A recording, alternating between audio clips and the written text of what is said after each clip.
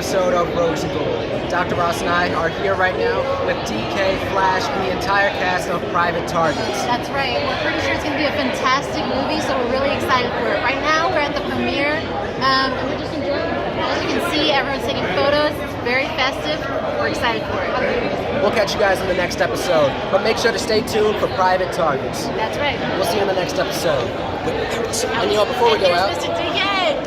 Look at here, let me tell y'all something. These two here are doing big, great things. Got a new film coming out called Personal XYZ. Yeah, I let the cat out the bag. We gonna do this. I'm in the movie. Look, y'all better look out. They doing big things. Look, that's all I gotta say. Peace. I'm out of here.